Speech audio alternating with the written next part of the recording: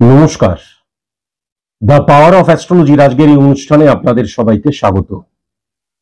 Social media খুললেই এখন লক্ষ্য করা যাচ্ছে 51 টাকায় আপনার সারা জীবনের ভবিষ্যৎবাণী, 101 টাকায় আপনার সারা জীবনের ভবিষ্যৎবাণী, 151 টাকায় আপনার সারা জীবনের ভবিষ্যৎবাণী।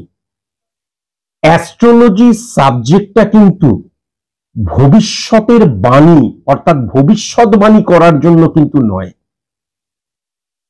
অ্যাস্ট্রোলজি সাবজেক্টটা সৃষ্টি হয়েছিল আমাদের জীবনের পজিটিভিটি এবং নেগেটিভিটি দুটোকে আলাদা করে বোঝাবার জন্য এবং পজিটিভিটিকে কিভাবে ইমপ্লিমেন্ট করে তুমি তোমার জীবনে সফল হবে তার জন্যই কিন্তু অ্যাস্ট্রোলজিটা সৃষ্টি হয়েছিল।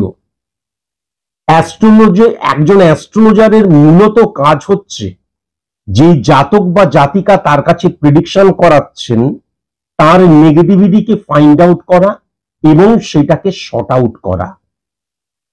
আমার ভবিষ্যতে কি হতে চলেছে, কি হবে, এটা একজন অ্যাস্ট্রোলজারের বলা কর্তব্য নয়, বা অ্যাস্ট্রোলজি সাবজেক্টটা সেই কারণের জন্য তৈরি হয়নি।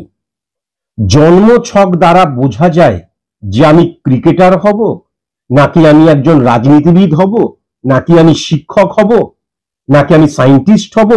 জন্ম ছক দ্বারা কিন্তু বোঝা যায়। লৌকিক ভাষায় আমরা যেটাকে বলি কপাল, বুঝলি, কপালে যা আছে তাই।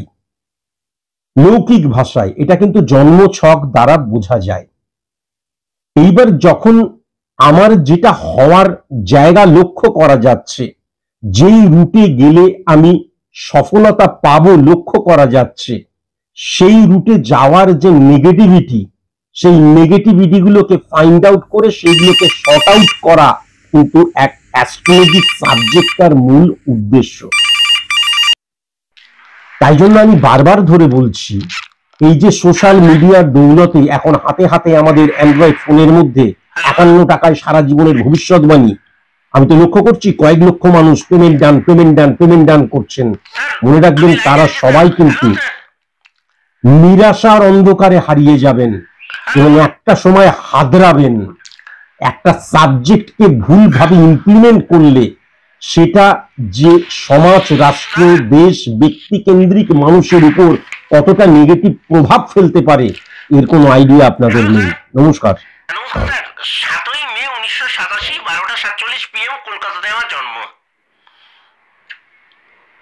বেশ,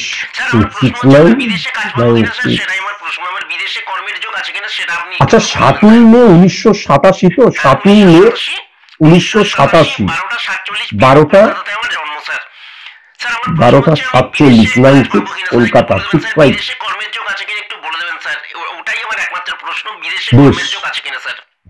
আচ্ছা, আমি যদি 1 নাম্বার, 6 নাম্বার এবং 10 নাম্বার ঘরকে দেখি, কাজ না করে তুমি ঘরে বসে আছো কেন?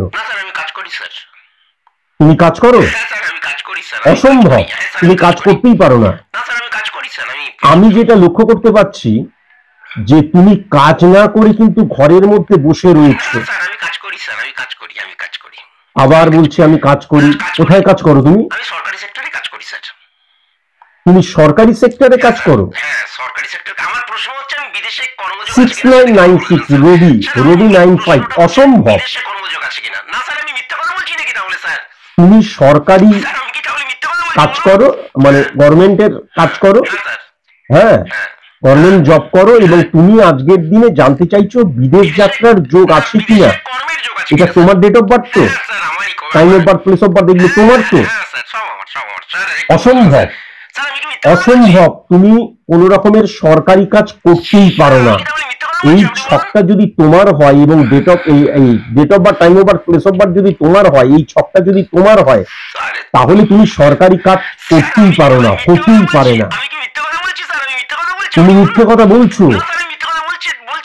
আমার এই লাইভ অনুষ্ঠানে প্রথমেই কেচিয়ে দিচ্ছ তো, তুমি বেকার বেকার মিথ্যে কথা বলছো কেন? তোমার মূল প্রশ্ন হচ্ছে বিদেশে আমি কাজ পাবো কিনা, সেটা মূল প্রশ্ন, কিন্তু তুমি কোনো কাজ করো না, আমি এটা পরিষ্কার লক্ষ্য করতে পারছি। হ্যাঁ, তুমি মিথ্যে কথা বলছো।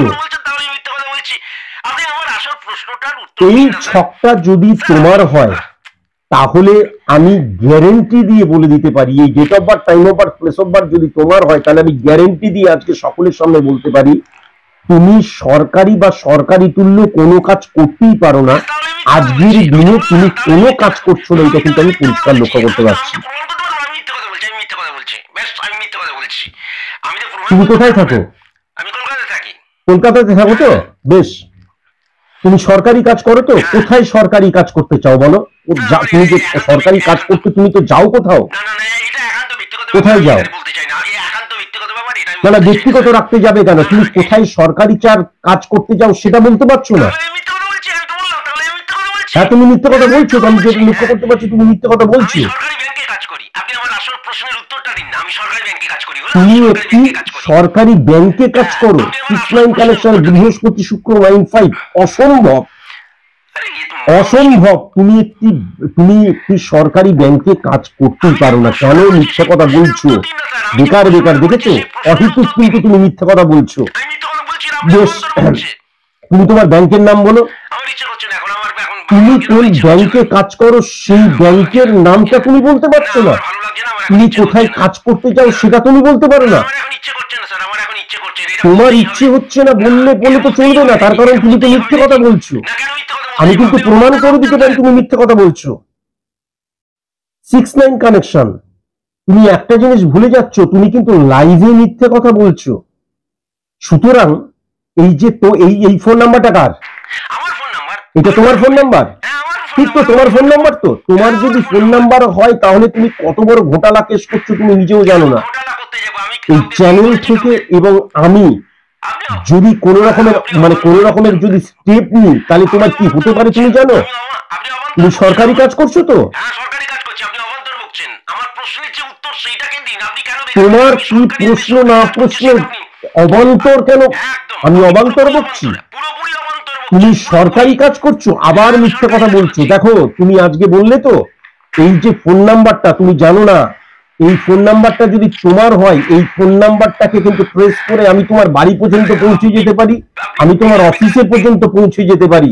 যদি সত্যি সত্যি তুমি সরকারি চাকরি করো, আর যদি না করো তাহলে বাড়িতে গিয়ে যদি দেখি, তাহলে লাইভে কিন্তু তুমি সর্বসমক্ষে এই কথাগুলো বলছো, এটা কিন্তু রেকর্ডিং হয়ে থাকছে, তুমি নিশ্চয়ই জানো। এটা তো একবার চালানো হয়ে ডিলিট হয়ে যায় না। তুমি কত বড় ব্লান্ডার কেস করছো তুমি জানো না, তুমি কিন্তু বিপদের মধ্যে পড়ে যাবে। তুমি এখনো ভালো করে বলো, 6369 কানেকশন হতেই পারে না।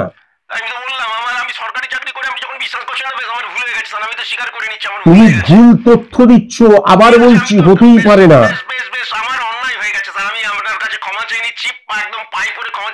বলো, ভুল হয়ে গেছে তো?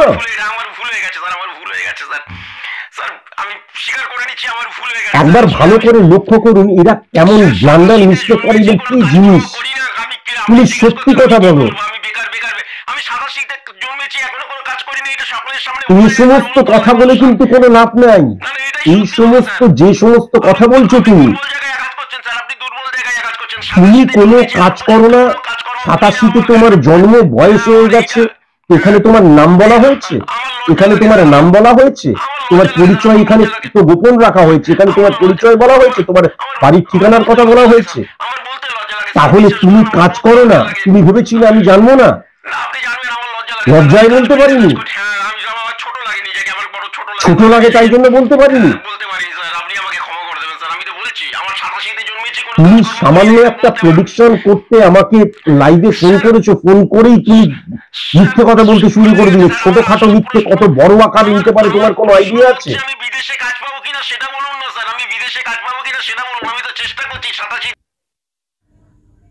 মাথাটা আর গরম করলাম না, কিন্তু কত বড় ব্লান্ডার মিস্টেক এবং কেমন ধরনের আজকালকার যে ইয়ং জেনারেশন, আপনারা লক্ষ্য করুন। ইয়ং জেনারেশনে বলা যাবে না, 87-তে জন্ম, সে এখন পর্যন্ত কোনো কাজ করছে না বলে, সে মানে নিজের কাছে নিজে ছোট হয়ে যাচ্ছে বলে সে কিন্তু সম্পূর্ণ পুরোটাই গোপন রাখার চেষ্টা করছে, এবং গোপন রাখার জন্য সে মিথ্যে আমি একটা সরকারি সেক্টরে কাজ করি, বিদেশে কাজ করতে চাই। কেমন ধরনের চিন্তা করুন। 25 মিনিটের অনুষ্ঠান, তাই আর বেশি কথা বলতে চাই না। নমস্কার। এই তোমরা উল্টো পাল্টা কথা বলছো কিন্তু। তোমরা লাইভ অনুষ্ঠান করা মানে এই জন্য আমি করতে আসতে পারি না। লাইভ অনুষ্ঠানে তুমি মৃত্যু ফিরতে উল্টো পাল্টা কথা বলছো কি? আপনি একজন কর্মী, আপনার গায়ে ঘামের গন্ধ, আপনি বলেন না, আপনি বলেন স্যার প্রত্যেক দিন, স্যার আপনি বিশ্বাস করবেন কিনা জানি না, প্রত্যেক দিন আমি আপনাকে নারায়ণ রূপে দেখি, এবং শুধু নারায়ণ রূপে দেখি তা নয়, একদম ফিজিক্যালি দেখি স্যার আপনাকে। আমি আপনাকে দেখতে পাই স্যার, নারায়ণ রূপে আপনাকে আমি দেখতে পাই স্যার। আপনি একজন কর্মী নয় স্যার, আপনি স্রষ্টা। এটাকে কেন আপনি লুকিয়ে যাচ্ছেন স্যার? আপনি স্রষ্টা, আপনি আমাদের সৃষ্টি করেছেন, এটা আপনি লুকিয়ে যাচ্ছেন। আপনি বলেন রেমেডি একজন মানুষকে সফল হওয়ার জন্য উপযুক্ত করে স্যার, কিন্তু এটা তো সঠিক নয় স্যার। তার কারণ আমার স্ত্রী অসুস্থ, বহুদিন থেকে আপনার কাছে বলেছিলেন স্যার, কিন্তু আপনি প্রেডিকশনের মধ্যে দিয়ে বলেছিলেন তোমার এই দুর্যোগ একদিন কেটে যাবে, তাকে আমি ভালোমতো চিকিৎসা করাতে পারতাম না। আপনি বলেছিলেন 1 বছরও কাটেনি এখনো স্যার, 23 বছর পর আমি আমার পৈতৃক সম্পত্তি পেয়েছি। এবং এই যে স্ত্রী অসুস্থ ছিল, আমি এখন স্ত্রীকে নিয়ে ট্রিটমেন্ট করতে পারছি, রাজ্যের বাইরে ভালো ভালো জায়গায় যেতে পারছি, ডাক্তার দেখাতে পারছি। এরপরেও আপনি আপনার নিজেকে আপনি কর্মী বলবেন স্যার? আপনি তো স্রষ্টা স্যার, আপনি আমাদের সৃষ্টি করেছেন, আপনি আমাদের চালিত পরিচালিত করছেন স্যার। সবচেয়ে বড় কথা স্যার, আপনার প্রেডিকশন কি অব্যর্থ, এবং আপনার ঘনিষ্ঠ বাণী যে দৈববাণী, এটা আমি একদম প্রত্যক্ষ করেছি। আমার মেয়ে পড়াশোনাতে খুব ভালো, মানে ক্লাসে ফার্স্ট কিংবা সেকেন্ড প্রতি বছর হয়। ওর যখন আমি প্রেডিকশন করাতে গেলাম, তখন আপনি বললেন যে ও কিন্তু খুব ভালো স্টুডেন্ট, কিন্তু আপনি সঙ্গে সঙ্গে এটাও বললেন যে মাধ্যমিকে ও কিন্তু ভালো রেজাল্ট করবে না, খুবই খারাপ রেজাল্ট করবে। এবং এইটাকে আমি বিশ্বাস করলেও আমার মেয়ে তো আপনার অনুষ্ঠান সেরকম ভাবে দেখে না, তাই জন্য বিশ্বাস করেনি। এবং এটা প্রায় একটা চ্যালেঞ্জের মতন সে কিন্তু নিয়ে নিয়েছিল। ও আগে কিন্তু 10-12 ঘন্টা পড়তো, আপনি যখন বলেছেন ওর আপনি প্রেডিকশন করে বলেছিলেন মেয়ে কিন্তু এই বছর ভালো রেজাল্ট করতে পারবে না, পরীক্ষায় ভালো রেজাল্ট করতে পারবে না। এই বছর মাধ্যমিক দিয়েছিল, তার মানে রেমেডি নাওনি। আমি নিতে চাইছিলাম, মেয়ে নিতে চাইনি, মেয়ে বলেছে না লাগবে না, আমি এমনি ভালো রেজাল্ট করব। আমি যখন মেয়েকে আমি অনেক বুঝিয়েছিলাম, ঠিক আছে, আমি যখন বলেছিলাম তাহলে তুমি সেক্ষেত্রে রেমেডি নিলে না কেন? স্যার আমার মেয়েরা আগে 10-12 ঘন্টা পড়াশোনা করতো, কিন্তু যবে থেকে আপনি বলেছিলেন যে ওর রেজাল্ট ভালো হবে না, তবে থেকে ও কিন্তু আরো পড়াশোনা বাড়িয়ে ঘন্টা প্রায় পড়তো। আসলে মানে খারাপ ভাবে না, ও দেখাতে চেয়েছিল যে রেমেডি ছাড়াও আমি আরো রেজাল্ট করতে পারি। ও কিন্তু প্রচুর পড়াশোনা করেছিল স্যার, আপনি বিশ্বাস করবেন না, প্রচুর পড়াশোনা, মানে পুরো কিন্তু নিজেকে একবারে সমর্পণ করে দিয়েছিল। কিন্তু ওই যে আপনি ঈশ্বর, আপনার মুখনিঃসৃত বাণী দৈববাণী, আপনি বলেছেন তাই রেজাল্ট খারাপ হলো। আমি আমার কর্ম তো করবই। এই যে মেয়েটি যে বললে 10 ঘন্টা 12 ঘন্টা পড়তো, সে আরো পড়াশোনাটা আরো বাড়িয়ে দিয়েছিল, আরো সিরিয়াস হয়ে গিয়েছিল।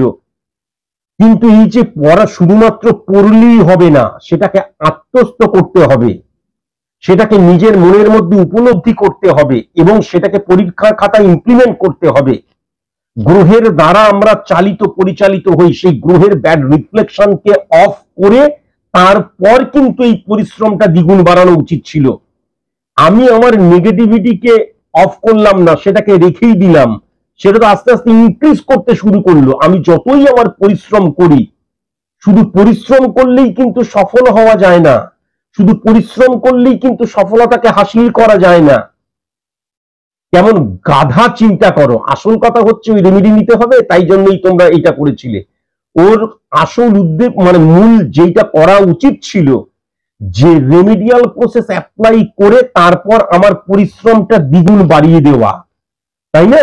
এবং সেটা কিন্তু মিনিমাম 8 থেকে 10 মাস বা 12 মাস সেটা আগে করা উচিত ছিল। কেননা এই যে পরিশ্রমটা বাড়িয়ে দিচ্ছে বা আমার নেগেটিভিটি যেটা, যার জন্য রেমেডিয়াল প্রসেস অ্যাপ্লাই করা হচ্ছে, সেটা কখনো কিন্তু ওই 1 মাসে বা 21 দিনে অফ হয়ে যায় না। তার জন্য সময় দিতে হয়, মিনিমাম 7 মাসের পর থেকে নেগেটিভিটি অফ হতে শুরু করে। এটা অ্যালোপ্যাথিক ওষুধ নয় যে টপ করে গিলে নিলাম তারপরের দিনই দেখা গেল যে আমি সুস্থ হয়ে গেলাম, তা নয়। নিজের দোষে, আমি বারবার ধরে বলেছি, আপনারা সবাই শুনতেই পাচ্ছেন, নিজের দোষে কিন্তু এই মেয়েটি, যেই মেয়েটি মানে প্রথম, দ্বিতীয়, তৃতীয়, চতুর্থর মধ্যে হতো, সে কিন্তু 3rd ডিভিশনে গেল। তাহলে আপনারা বুঝতেই পারছেন আমার মুখনিসৃত বাণী দৈববাণী, আমি যে প্রেডিকশনটা করছি মানে কি, একজন অ্যাস্ট্রোলজারের কাজ হচ্ছে নেগেটিভিটিকে ফাইন্ড আউট করা এবং তারপর রেমিডিয়াল প্রসেস অ্যাপ্লিকেশনের মধ্যে দিয়ে সেটাকে শর্ট আউট করা উচিত ছিল। তারপর আমি আমার পরিশ্রমটা দ্বিগুণ বাড়িয়ে দিলাম, সেটা কিন্তু করা উচিত ছিল। কেমন গাধা। নমস্কার। নমস্কার স্যার। 18 নভেম্বর যা।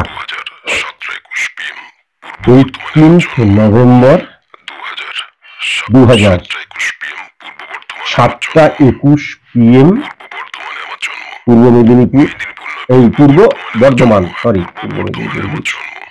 বর্ধমান। বর্ধমানে আমার জন্ম।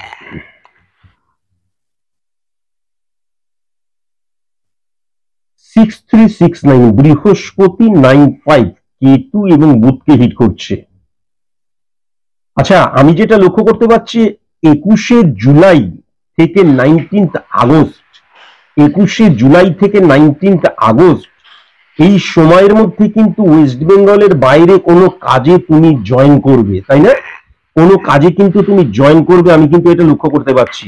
তোমার কোনো অ্যাপয়েন্টমেন্ট লেটার ফেটার এরকম কোনো কিছু এসছে নাকি? স্যার অ্যাপয়েন্টমেন্ট লেটার এসছে, কিন্তু আমার পশ্চিমবাংলার মধ্যেও একটা কাজের কাজ চলছে এবং প্রায় হয়ে এসছে। সেটা হবে কিনা যদি একটু বলেন খুব সুবিধা হয়। ওয়েস্ট বেঙ্গলে কাজের কথা চলছে, বেশ। প্রায় হয়ে এসছে। আচ্ছা, যদি আমি 3 নম্বর 9-6 কানেকশন, মঙ্গল এবং কেতুর অবস্থান বৃহস্পতি বুধ ইউরেনাস দ্বারা নেগেটিভ না, ওয়েস্ট বেঙ্গলে কিন্তু কোনো কাজ তোমার হবে না। আমি যেটা লক্ষ্য করতে পারছি ওয়েস্ট বেঙ্গলে কিন্তু কোনো কাজ তোমার হবে না। আচ্ছা আচ্ছা। রবিকে কেন্দ্র ধরে 1 4 7 10 ক্যালকুলেশন 6395। তোমার তো বাবা নেই, আমি যেটা লক্ষ্য করতে পারছি। মা রয়েছেন, তাই তো? মা একা, মানে মা আছেন, বাবা নেই। মারা গেছেন অনেক আগে বাবা। 3 নম্বর 4 নম্বর বৃহস্পতি শুক্র 6। আচ্ছা, আমি এই ক্ষেত্রে যেটা লক্ষ্য করতে পারছি কোনো আত্মীয়, তোমাদের মধ্যে কোনো আত্মীয় একজন বা একাধিক জন কাজ পেলেই তোমার বিয়ে দিয়ে দেওয়া হবে। মা একা যেহেতু, পাত্রী রেডি, এটা কিন্তু আমি লক্ষ্য করতে পারছি। এর সাথে দাঁড়াও, এর সাথে এটাও লক্ষ্য করতে পারছি সেই পাত্রীর নাম কিন্তু নয় এন দিয়ে, নয় ও দিয়ে। ওদি একদমই ঠিক বলেছেন। ওদি ঠিক। আমার মামা মামি মাসি সবাই মিলে একটি মেয়েকে ঠিক করে রেখেছে আমার ওয়াইফ হিসেবে। আচ্ছা, তুমি একটা কথা কিন্তু অবশ্যই মাথায় রেখো, 36 শুক্র এবং শনির কানেকশন 7 নম্বর 1 নম্বর 8 নম্বর ঘরকে হিট করছে। তোমার বিয়ে কিন্তু ভিন্ন জাতের মেয়ের সাথে হবে। হ্যাঁ, 96353132 শুক্র এবং বুধ, কেতু শনি 93, এস দিয়ে তার নাম হবে বা পি দিয়ে তার নাম হবে। এখন যে মেয়েটিকে রেডি করে রাখা হয়েছে সেই মেয়েটির নাম এন দিয়ে অথবা ও দিয়ে। এর সাথে কিন্তু বিবাহ তোমার হবে না, আর বিয়ে হলেও কিন্তু দেখবে কয়েক দিনের মধ্যে বা কয়েক মাসের মধ্যেই কিন্তু এই বিবাহটা চরম নেগেটিভ আকার নেবে। তোমার অ্যাকচুয়ালি বিয়ে হবে ভিন্ন জাতের মেয়ের সাথে, শর্ট, একদম খুব অল্প সময়ের মধ্যে প্রেম হবে এবং এস দিয়ে তার নাম হবে অথবা পি দিয়ে তার নাম হবে। আচ্ছা আচ্ছা, শুক্রকে কেন্দ্র ধরে 6 নম্বর 12 নম্বর 935163 কেতু মঙ্গলকে হিট করছে। তোমার মায়ের বা তোমাদের বাড়ির অর্নামেন্টস কোনো কিছু চুরি হয়েছে কিছুদিনের মধ্যে বা কয়েক মাসের মধ্যে? একটি মেয়ে আমাদের বাড়িতে কাজ করতো, 24 ঘন্টাই থাকতো। সে আমার মায়ের সোনার হার চুরি করে দেশের বাড়িতে চলে গিয়েছিল। পরবর্তীকালে অবশ্য ধরা পড়েছিল এবং সোনার হারটা আমরা ফেরত পাই, কিন্তু একদম রিসেন্ট সেই মেয়েটি চুরি করেছিল। আপনি একদম ঠিক বলছেন, আপনার প্রেডিকশন একদম ঠিক। আচ্ছা, মঙ্গল এবং শুক্র 3 নম্বর 2 নম্বর 5 নম্বর কেতু দ্বারাই কিন্তু আক্রান্ত হয়ে যাচ্ছে। আচ্ছা, আমি যেটা লক্ষ্য করতে পারছি শুধু অর্নামেন্টস চুরি হবে তা কিন্তু নয়। অনলাইনে কোনো কিছু কেনাকাটা করতে গিয়ে যদি না হয়ে থাকে ভবিষ্যতে কিন্তু খুব সাবধান। অনলাইনে কোনো কিছু কেনাকাটা করতে গিয়ে সেখানে কিন্তু মানি মিসিং হয়ে যাবার জায়গা বা চোট হয়ে যাবার জায়গা। 18,000 টাকা হয়েছে স্যার, একদম রিসেন্ট অনলাইন একটা মানে মানি প্রবলেম ক্রিয়েট হয়েছিল। 18,000 টাকা চুরি হয়ে গিয়েছিল এবং তারপরে অনেক কষ্টে আমরা সেটাকে ফেরত পাই। আর এছাড়াও কিন্তু ছোটখাটো আমরা যখনই অনলাইনে কোনো কিছু ডিল করেছি বা অনলাইনে কোনো কিছু আনাতে চেয়েছি বা মানির ট্রানজেকশন করেছি, তখন কিন্তু বহুবার কিন্তু এই অনলাইনের প্রবলেম ক্রিয়েট হয়েছে। 636995 শনি কিন্তু 8 নাম্বার 6 নাম্বার 953231। আচ্ছা, বাড়িতে কিন্তু কোনো সাবঅর্ডিনেট মানে বাড়িতে কাজ করতো এরকম কোনো বয়স্ক মানুষের মৃত্যু ঘটেছে কি? 3 বছর আগে হয়েছে। আমরা বুড়িমা বলে ডাকতাম, 3 বছর আগেই ঘটে গেছে। দিদা বলে ডাকতাম। ওনার কেউ ছিল না, উনি আমাদের বাড়িতে থাকতেন, ওনাদেরকে আমরা বুড়িমা বলে দিদা বলে ডাকতাম। তো উনি রোগগ্রস্ত হয়ে উনি মারা গেছিলেন। ওনার অনেক বয়স ছিল, ওনার যাওয়ার কোথাও ছিল না, উনি আমাদের কাছেই থাকতেন, আমাদের কাছে বহুদিন থেকে উনি রোগগ্রস্ত হয়ে মারা গেছেন। যদি আমি চন্দ্রকে দেখি তাহলে কিন্তু বুথ 6-3 কানেকশনের মধ্যে দিয়ে কেতু মঙ্গলকে হিট করছে। মায়ের শ্বাস প্রশ্বাস জনিত কোনো প্রবলেম রয়েছে? মায়ের শ্বাস প্রশ্বাস জনিত প্রবলেম আমি যেটা লক্ষ্য করতে পারছি, কিন্তু কোনো ফল হচ্ছে না, এবং ভুল চিকিৎসা হচ্ছে। ওষুধ খাচ্ছে, কোনো ফল হচ্ছে না, সেই শ্বাস প্রশ্বাসের প্রবলেম থেকেই যাচ্ছে, প্রচুর ওষুধ খাওয়া হচ্ছে, প্রচুর। আচ্ছা, তুমি একটা কথা আমাকে বলো তো, মঙ্গল এবং কেতুর অবস্থান কিন্তু লক্ষ্য করা যাচ্ছে। তুমি তো বাইক চালাতে ভীষণ পছন্দ করো, এটা লক্ষ্য করতে পারছি, তোমার বাইক রয়েছে, এটা ডেফিনিট ভাবে বলা যায়। একদম ঠিক। তুমি দূরে কোথাও বাইক চালাতে গিয়ে কোন রকমের অ্যাক্সিডেন্ট হয়েছিল, তার ফলে তোমার পায়ে লেগেছিল বা দুর্ঘটনা হয়েছিল, এরকম কিছু হয়েছিল? 2.5 বছর আগে আমি পুরীতে ঘুরতে গিয়েছিলাম, 2.5 বছর আগে ফেরার পথে ওই মেদিনীপুরে তখন বৃষ্টি হচ্ছিল, স্কিড করে আমি পড়ে গিয়েছিলাম। সেখানে তোমার কি পায়ে লেগেছিল? তো পাটা 3 টুকরো হয়ে গিয়েছিল, বাম পাটা 3 টুকরো হয়ে গিয়েছিল, ডান পাতেও লেগেছিল। তোমার কিন্তু আমি লিভার এবং ত্বক জাতীয় সমস্যাও লক্ষ্য করতে পারছি, লিভার এবং ত্বক জাতীয় সমস্যাও কিন্তু মারাত্মক লক্ষ্য করতে পারছি। লিভারের প্রবলেমটা আমার ছোটবেলা থেকে কিন্তু ত্বক জাতীয় প্রবলেমটা আমার রিসেন্ট মানে 3-4 বছর হলো শুরু হয়েছে। আর লিভারের প্রবলেমটা আমার একদম ছোট। তোমার তো প্রচুর বন্ধু রয়েছে, এখনো রয়েছে। স্যার ওই বন্ধু, তোমার কিন্তু বন্ধু ভাগ্য একদম ভালো নয়। স্যার একদমই ভালো নয়, একদমই ভালো নয়। ভালো নয় তো? একদমই ভালো নয় স্যার, একদম ঠিক বলেছেন, সত্যি আপনি ভালো নয় তো বন্ধু ভাগ্য? ভালো নয়। বন্ধু কোনো ব্লেম পেয়েছো? মানে ব্লেম মানে ওরা ইচ্ছাকৃত ব্লেম দিয়েছে, আমি যে দোষ করিনি সেই দোষের ভাগীদার আমি হয়ে গেছি। ওরা বন্ধু নামের অকারণে কখনো কিন্তু টেনশন করো না, বুঝতে পারছো? তুমি অকারণে টেনশন করো, এটা লক্ষ্য করা যাচ্ছে। হ্যাবিটের মধ্যে হয়ে গেছে। একটা কথা বলি, সত্যি কথা বলবে কিন্তু, সে প্রথম মানে কলারের মতন আবার মিথ্যে কথা বলো না। না না স্যার, তুমি তো কোনো প্রেম তোমার জীবনে এসেছিল, ওই জাস্ট একতরফা প্রেম বলতে যা বোঝায়, একতরফা প্রেম বলতে যা বোঝায়, এবং সেটা শুরুতেই নষ্ট হয়ে গেছে। তারপরে তুমি কিন্তু মানসিকভাবে খুব কষ্ট পেয়েছিলে বা ডিপ্রেশনে চলে গেছিলে, এটা কিন্তু আমি লক্ষ্য করতে পারছি। স্যার বলা যাবে না, আমার আত্মীয়রা দেখছে, বলা যাবে না স্যার, সরি স্যার। বলা যাবে না? স্যার আমার আত্মীয়রা অনেকেই আমার অনুষ্ঠান দেখছে, মানে আমার না না, হ্যাঁ কি নাই উত্তর দাও না, হ্যাঁ কি না। হ্যাঁ বললাম তো, হ্যাঁ, কিন্তু এর বেশি কিছু বলা যাবে না স্যার। আপনি সত্যি তোমার গায়ের মধ্যে লাল লাল ছোট ছোট ফুসকুড়ি, এবং সেটা কিন্তু শীতকালেও হয়, গরমকালেও হয়, বর্ষাকালেও হয়, এবং সেটা আস্তে আস্তে আস্তে আস্তে ফোড়ার আকার নেয়। মুখের মধ্যেও আছে, গায়ের মধ্যেও আছে, পিঠের মধ্যেও আছে, জাঙের মধ্যেও হয়, তাই না? লাস্ট 3-4 বছর ধরে হচ্ছে, আমি অনেক ওষুধ খাচ্ছি, অনেক কিছু। তুমি ডাক্তার দেখাচ্ছ? হচ্ছে না, কোনো কাজ হচ্ছে না, আমি সব মেডিসিন নিচ্ছি কিন্তু কোনো কাজ হচ্ছে না। সঠিক ডাক্তার দেখাও। তোমার বয়স কম, তোমার বয়স কত? তোমার 2000 সালে জন্মেছো, বাচ্চা ছেলে তুমি। এগুলো পরবর্তীকালে তোমার ব্যক্তিগত জীবনকে ডিস্টার্ব করতে পারে। কিন্তু কোনো ফল হচ্ছে না, ডাক্তার তো দেখাচ্ছি স্যার, মেডিসিন তো খাচ্ছি স্যার। আচ্ছা, একটা কথা বলছি, কিছু মনে করো না। অ্যাক্সিডেন্টের জন্যই হোক, যে কারণের জন্যই হোক, তোমার বাঁ পাটা কি একটু ছোট? বাঁ পাটা কি একটু ছোট? বাঁ পাটা স্কিড করে অ্যাক্সিডেন্ট করেছিলাম, 3 টুকরো হয়ে গিয়েছিল। তারপরে যখন ওটাকে সেটিং করা হয়, বাঁ পাটা তখন একটু ছোট হয়ে গেছে। আগে ছিল তোমার ভুঁড়িতে কাটার দাগ রয়েছে?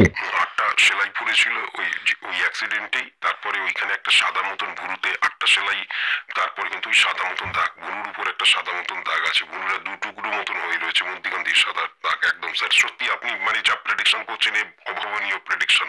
আমি ভাবতেই পারি না কারো সম্পর্কে এরকম। না না, এগুলো তো পুরোটাই সায়েন্স। আমি যাভাবে ডিটেলিং করলাম তোমাকে, ঠিক ঠিক ঠিক ঠিক ঠিক। এটা তুমি কোনো চেম্বারে গেলেও করবে না কেউ। আমি তো 25 মিনিটের অনুষ্ঠানে তোমাকে পুরোটা ডিটেলিং করলাম। কথা মনে হচ্ছে স্যার, ঈশ্বরের কথা যাই হোক, মনে হচ্ছে স্যার। এইটা কিন্তু কোনো কিছু মিলিয়ে দেওয়া নয়।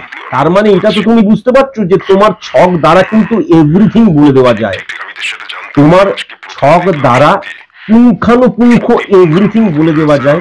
এটা কিন্তু একটা সাবজেক্ট, ঠিক ঠিক ঠিক, এটা কিন্তু একটা শিক্ষা, যেই শিক্ষাটাকে কিন্তু প্রচুর পড়াশোনার মধ্যে দিয়ে কিন্তু অর্জন করতে হয়। আপনার চেম্বারে যাবো স্যার, আমি আপনার চেম্বারে যাবো, আপনার সাক্ষাৎ আমার। যাই হোক, আমি যেইগুলো বললাম আমি আপনার চেম্বারে সেগুলো যাবো, অবশ্যই তুমি মেনে চলো, বুঝতে পেরেছো? আমি আপনার চেম্বারে যাবো আর স্যার। তুমি আসতেই পারো, আপনার কেননা একটা ডিটেলিং করে লিখে দেওয়া প্রয়োজন, কেননা তোমার ভুল ডিসিশন তোমার আত্মীয় স্বজনেরা নিয়ে ফেলছে, সেটা কিন্তু আমি লক্ষ্য করতে পারছি। ঠিক ঠিক, না না আমি বিয়ে ঠিক আছে, রাখ। Okay sir. যাই হোক, আজকে আর একদম সময় নেই, আজকের মতন এইটুকুই। নমস্কার।